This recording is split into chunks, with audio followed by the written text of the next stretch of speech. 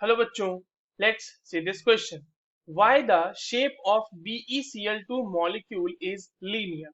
BeCl2 molecule का shape linear क्यों है? चलिए इस क्वेश्चन को सॉल्व करते हैं बच्चों। सबसे पहले तो ये देखते हैं कि इस क्वेश्चन को सॉल्व करने के लिए हमें कौन से की कॉन्सेप्ट की जानकारी होनी चाहिए। तो ये जो है बच्चों शेप ऑफ मॉलिक्यूल का हमारे पास क्वेश्चन है ना। तो देखिए यहाँ पर आपके पास ये कह दिया गया है कि BeCl2 का जो शेप है वो लीनियर है। सवाल ये है कि क्यों है, देखते हैं।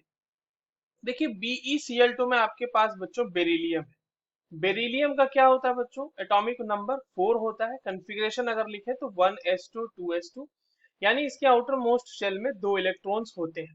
अब ये 2 इलेक्ट्रॉन जो है बच्चों कोवलेंट बॉन्डिंग कर लेते हैं। किसके साथ? कोवलेंट बॉन्डिंग कर लेते हैं हमारे पास।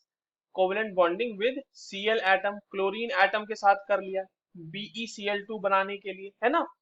और बेरिलियम ने 2 क्लोरीन के साथ बॉन्डिंग कर ली। अब बात यह है कि ये ऐसे लीनियर ही क्यों अरेंज हुआ? तो देखिए, अकॉर्डिंग टू VSEPR थ्योरी बच्चों, VSEPR theory, valence shell electron repulsion theory, electron pair repulsion theory, वो ये कहती है कि जो आपके पास इलेक्ट्रॉन पेयर्स होते हैं ना, इलेक्ट्रॉन पेयर्स, वो अपने आप को इस तरह से अरेंज करते हैं, arrange themselves in order to minimize repulsion। मतलब रिपल्शन उनके बीच में जितना कम से कम हो सके उसी ऑर्डर में वो अपने आप को और अरेंज करते हैं।